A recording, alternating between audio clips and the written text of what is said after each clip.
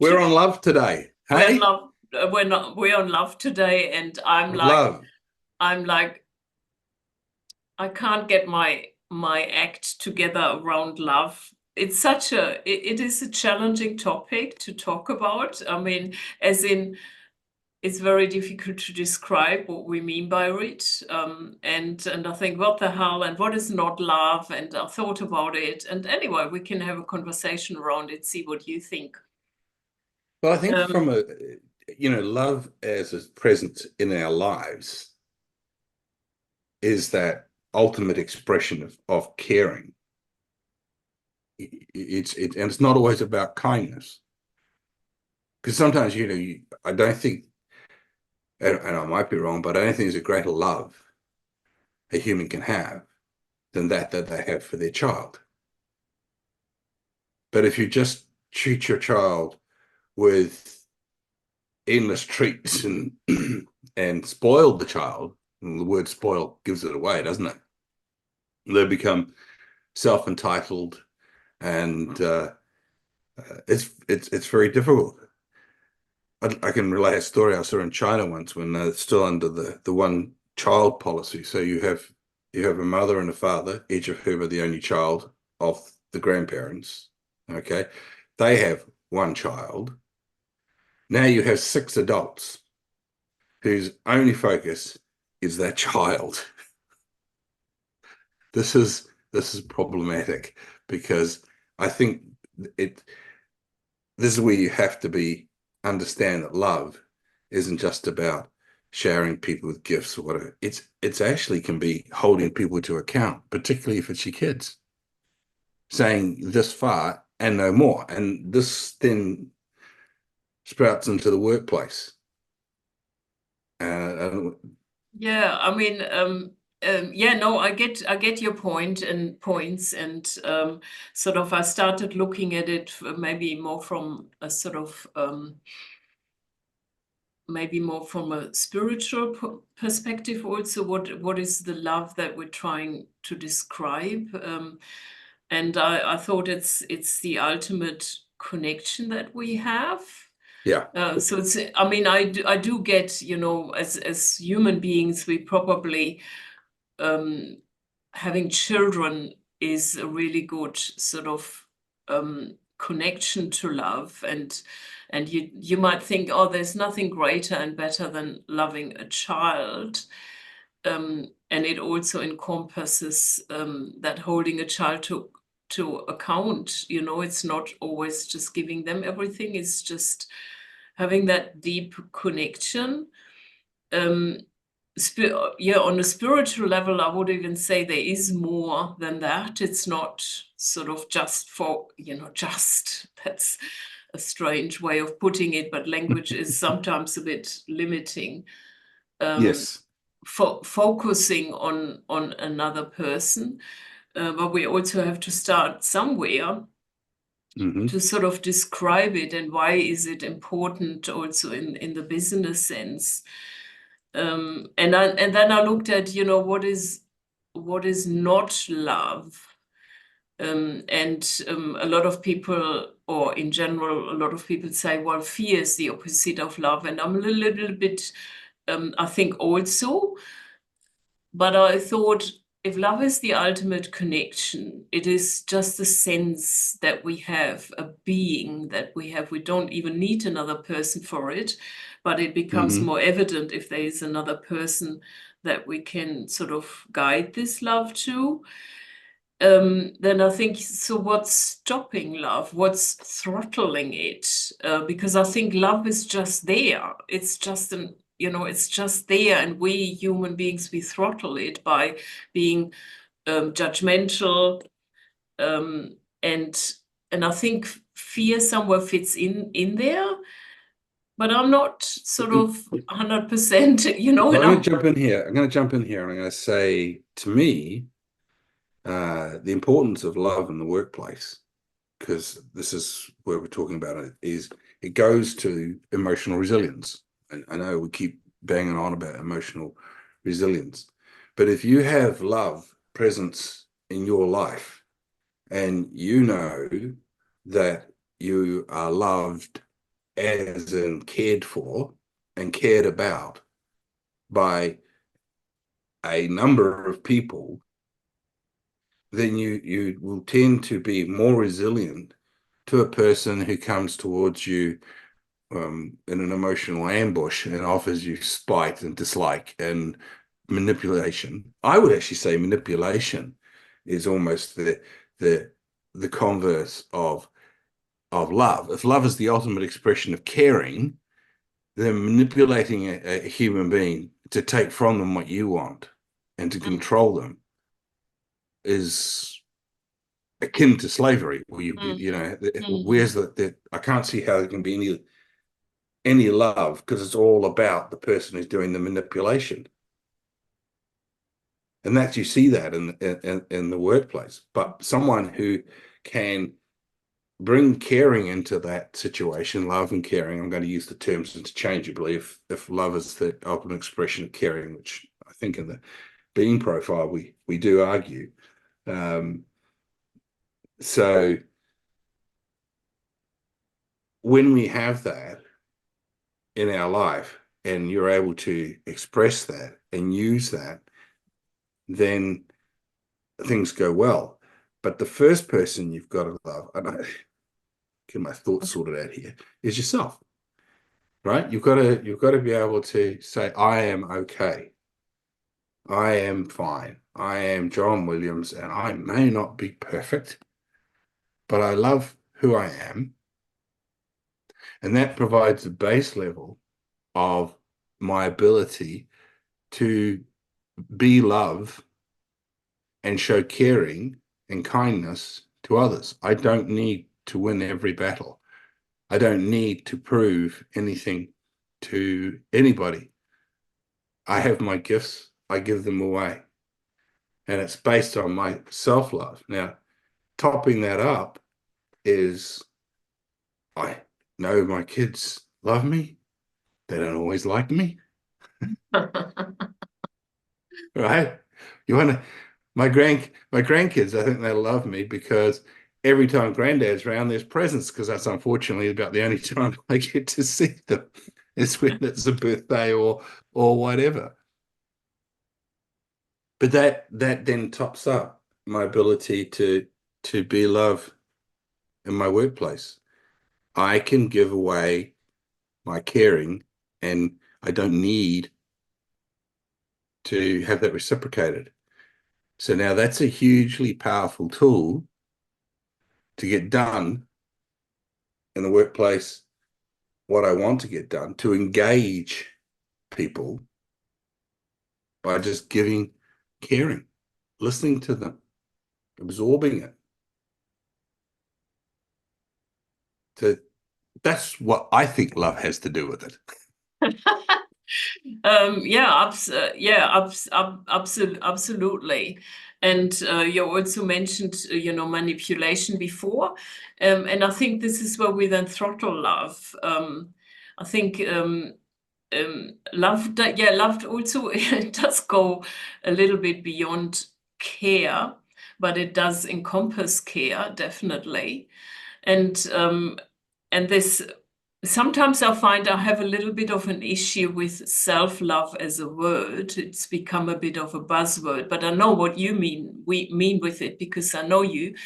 But self-love can be a little bit of a buzzword because it has sort of a direction. But if I'm just coming, it's easier said than done. But if I'm connected to who I am authentically, and we also talk about authenticity, I'm connected to myself. I don't need to manipulate. It's just not necessary. Yeah. I'm just being love and I'm not fearful or someone may take it away. No, it can't be taken away. And I then can operate from this caring aspect, which also mean, like you've said before, it also means that we can be challenging for another person, holding another person to account. Caring doesn't mean letting them get away with everything. That's not care. That's usually you can ask yourself, why do you let another person get away with something that's not serving them or yourself or both of you? because then there is some sort of anxiety or fear behind it, that you think, oh, I can't, which I see a lot in today's business world, that people are not being held accountable, which can come from a deep level of care. Because if I hold someone to account, then I give them an opportunity to improve, to do what they've said they want to do, which is empowering. And this is all contributing to love, and Yeah.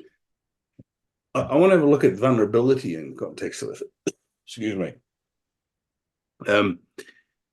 If you're going to go and hold somebody to account for something because they need to know, and you feel you can't, this screams to me a unhealthy relationship with vulnerability, because you're not, you either are fearful of the response that person will get, or you're not confident in your own ability to deliver that. And there are ways around that sort of thing. Like if you feel you can't deliver the news to a certain person, maybe you need to scope the landscape and see who else is being affected by this. Have a chat. See, that person can bring it. I mean, it might be using a superior, etc. But what you can't do is you can't sit there and suffer in silence, because it's not helping you, and it's not helping them. The other point I want to make in what you just said is, it comes to me, this difference between commitment and attachment. And again, this is part in the manipulative world. I'm in this job because I love this job. You got to look at the why. You can't, if you're just attached to a job and the circumstances change, you say, no, I love this job. I've told myself I love this job, and the circumstances keep changing. All of a sudden, it's not the job that you love, and it becomes a misery because you're hanging in there and against the odds, and it can be very painful. Yeah, So what we need to do is go deeper and understand, why is it that I love my job? I love my job because I believe I help people make a difference in the world. I look for clients that are inspiring and looking for a big challenge. And then I go and help them work out why. Why this big challenge? What difference is it going to make? Get focused on that. They fall in love with the idea they can, and often do, change the world. So I'm committed to them. Am I attached to any particular one, any particular outcome? No. And people, I've heard it said in my past that if I want to achieve something, I have to have a detailed knowledge of what it is I want to achieve. And I think that's a big hole people fall down. Like, oh, I want a blue Jaguar with cream seats, and I want it to be this. No, you just want a car, man. You just want to go places in a nice car. You get there. You get there because I'm committed to having a nice car and committed to doing well. And by the way, I don't have a Jaguar. I drive a Honda Kona, because I've had luxury cars before, and they are a great way of losing money. Yeah, they are, isn't it? They cost a fair amount of money, and yeah. See, the thing is, when I listen to this, and vulnerability is a big one, and sometimes we also think, well, I can't, I can't show my vulnerability. I remember often when I, had conversations with HR departments, and they say people don't always tell us because what's going on, or if they're overwhelmed, because they're afraid, that this may be seen as an incompetency. And if they don't know it, then they can't assist them and help them. Yeah. And that's where vulnerability can come in as almost like a relief. I had clients when they realized, oh my God, I can actually admit this. I can actually ask for help. Mm. Which, I also remember a situation with myself where I was so stuck with something, with a really large program. And then I thought, actually, why don't I ask someone for help? There's an Who, idea. That's an Crazy. idea. That's an idea. Oh, it was a real revelation for me at that time. So I asked, one of the architects or software architects for help, and they said, "Oh, that people love to help." And they said, "Oh, don't worry, I have a meeting with the team tomorrow morning. We'll discuss it. We'll see what we can do." And I was like, "Oh." I was vulnerable. I just asked for help.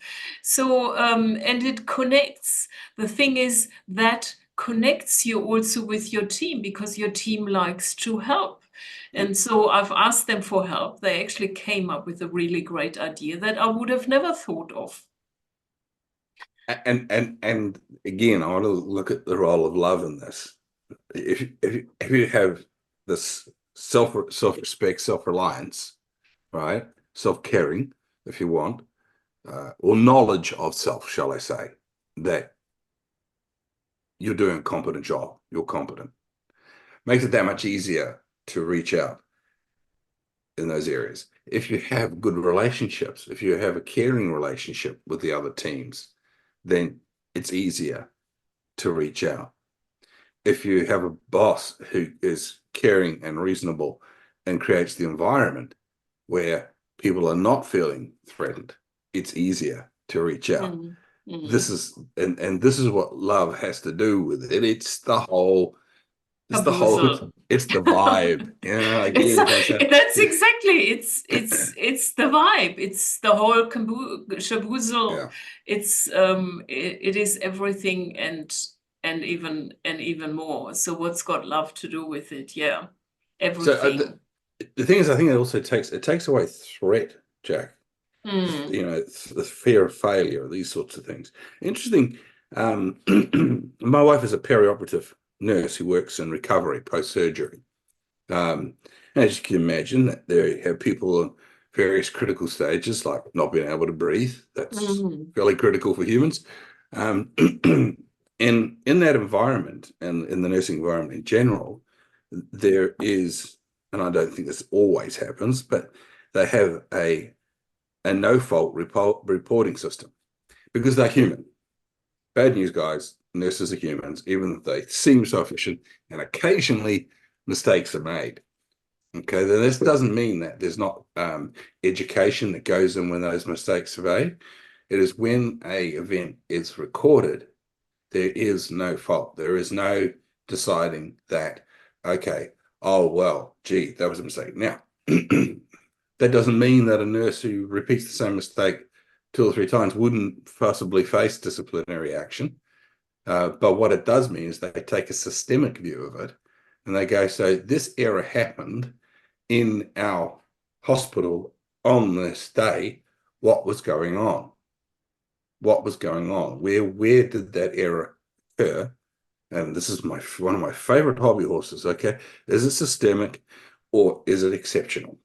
If it's part of the system, then we need to fix it. If it's exceptional, if it's the human involved, then we need to support the human. And having love in the workplace or caring, and this is the systemized care. This is having had a major operation last year, I can say that you are very, very vulnerable in there, and you're in no state to look after yourself. So, but I think it's a really good example for any organization to look at and say, no, we don't play the blame game. Love will chase the blame game out the window. Love my Yeah, staff, love the people who yeah, work with me, because if I do that, I care enough about them to want to help them to solve the problems that we may be facing collectively. And yeah. you can even come to a point where if it's not working with an individual, you work with them to help them leave. That's that's Why not? that's right. That is right. That is an act of care, and it helps the organization, it helps the team, it helps the person as well. And sometimes, it's hard to sort of get out of your comfort zone and realize, oh, I actually need to change my job. It's not right for me anymore. And sometimes we have this resistance to do it. So as a manager, working a person through it, if that's the right thing for them to do and for the company, it helps everyone. Mm. And yeah. And So really, this idea of love is it in the workplace. It's not soft and fuzzy, and it's certainly not romantic love, because we've got all the rules and regulations around that, and the do's and the don'ts. It is about really having that exceptionally high level of care for those people that you work with in your life, so as that you look to fix and solve problems rather than blame and replace them. yeah, Because and often you do that, oh, we'll replace this person, and the next one's worse than the one you had that before. And that's right. It's really also having the discernment, is the person right? And sometimes we look for this perfect person, conditional love, perfect person, or we think we have to hire a perfect person. No one is perfect.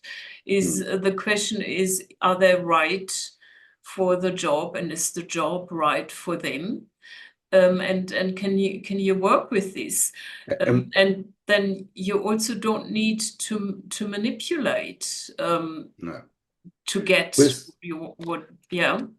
we're seeing some really interesting results come through with companies adopting the being profile and the being framework, where their technical understanding is where the company's interested, because okay, they need an engineer that's got XYZ qualifications. Okay. Mhm. But they're using the being profile to look at whether this human being will plug into their organization and work. They are then in a situation, some of them have got to a point where they can look and go, okay, according to the profile, we have potential issues here, here, and here with this candidate, and over and B, C, and E over here with this candidate. Given the strengths and weaknesses of our team, which is the best one for this team, and how are we going to help this person work on those shortfalls of their understanding? Might be that they are not prepared to be vulnerable. They might be a little low on responsibility, might be too high on accountability, might be a bit rough on forgiveness.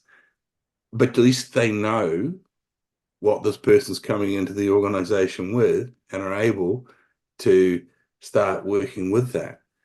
And that's a really powerful tool. The being profile is something that we both work with, and you can see how it's actually an expression of love. I'm going to say that, understanding your workforce, being prepared to invest into your workforce so that you thoroughly understand where they're all at and how this works. That's an expression of love. It is, isn't it? And it's also it is so important. I mean, I also used to work in my professional arena with engineers, very technical environments.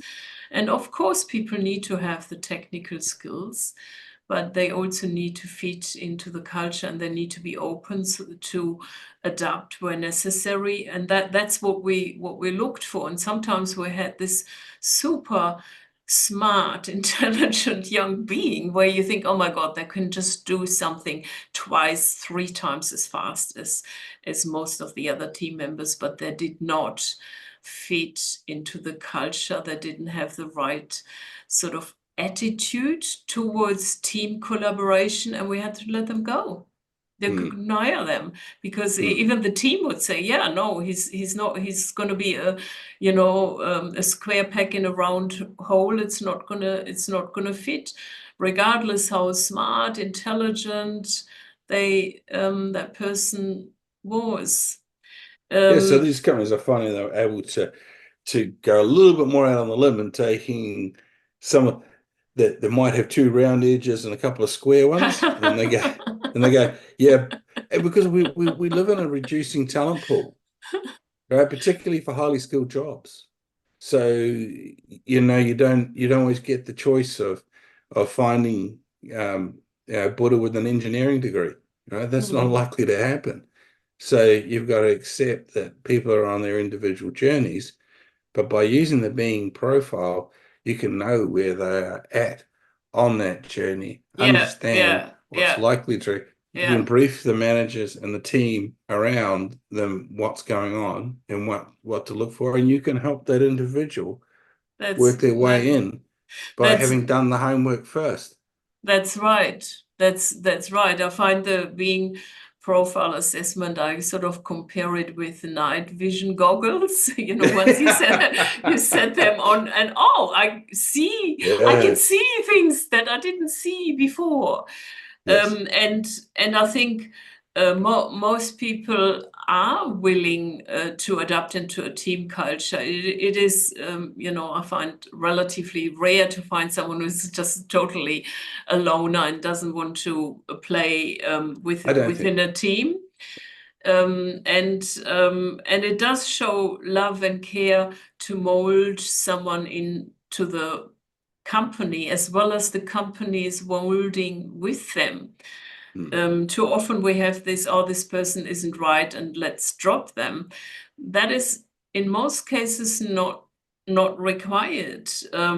It takes a little bit of effort to actually really connect with the other person and kind of build this partnership and commitment to have them be part of the team.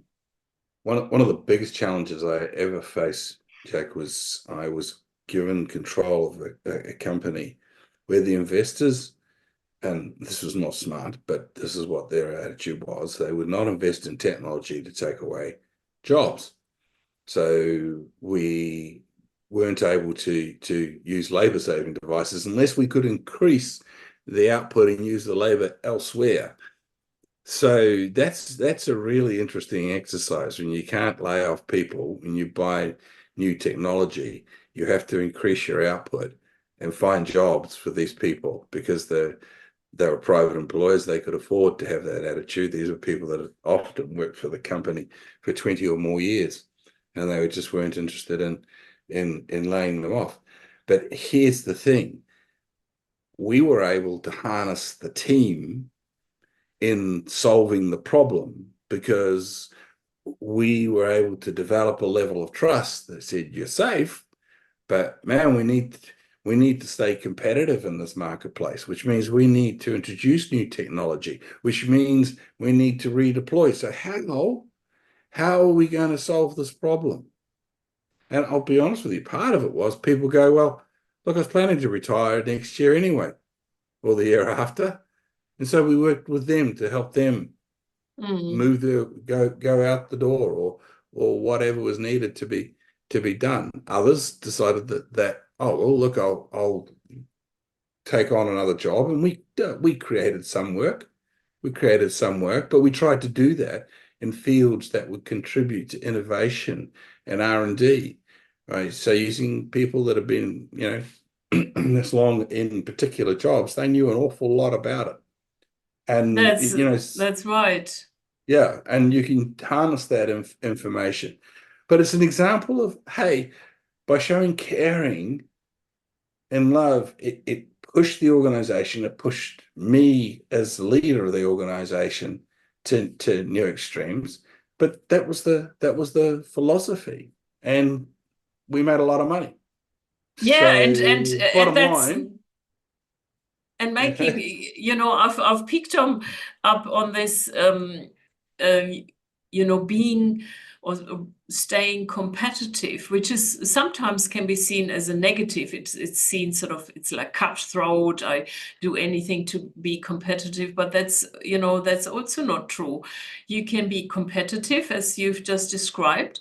You can be competitive, but you can do this within the context of care and love. So you can be innovative, competitive, and be profitable and really make a really good turnover without sort of the harshness, the manipulation, in the context of care. And I think that's, you know, perfectly, that's great. Where can I sign Yeah, to and I would say to join? you, it's far more sustainable in that way because you're not stressing people, you're not burning people out.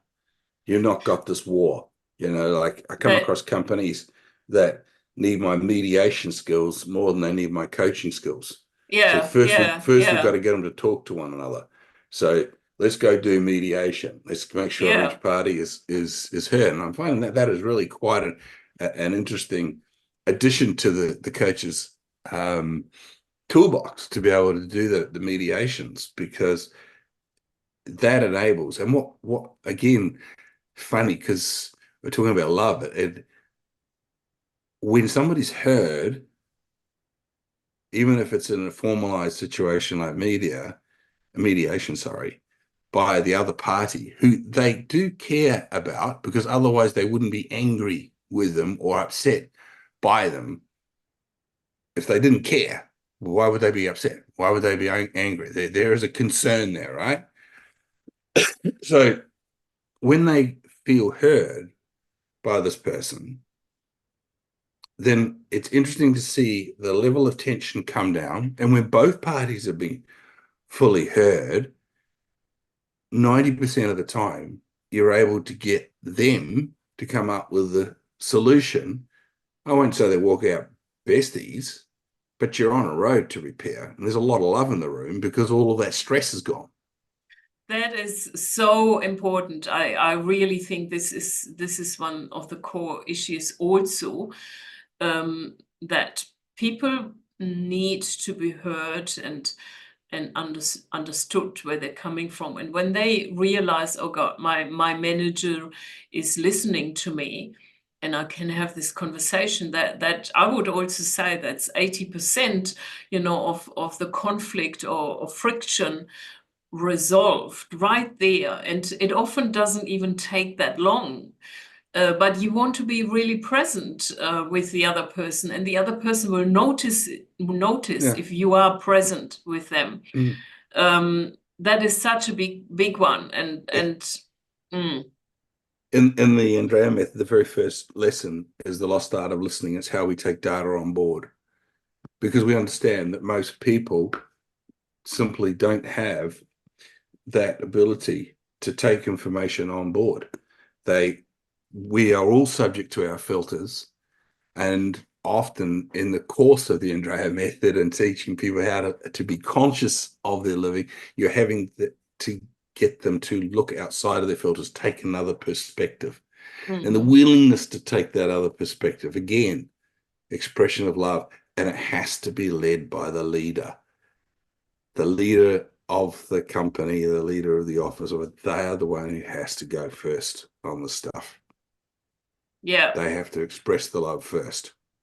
And I think it also helps the leader to understand, I can be vulnerable, I can ask for help, and you know, it helps tremendously to listen to your team, because we're usually under this, you know, time pressures, delivery pressures, and then we think, oh my God, I don't have the time to listen to someone. But understanding that this will resolve probably most of the friction and the problems is really helpful. That taking 10 minutes to listen to someone is, you know, is such a helpful thing to do. And asking for help and being vulnerable is actually resolving your time pressures. Yes. Rather, you know, trying to keep it, control it, keep it together.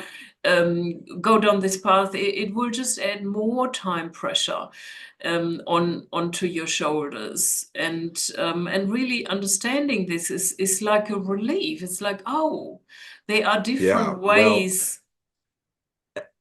absolutely, Jack. And I don't know if you've done the Enneagram, but I have. And I'm Yeah. the type 8.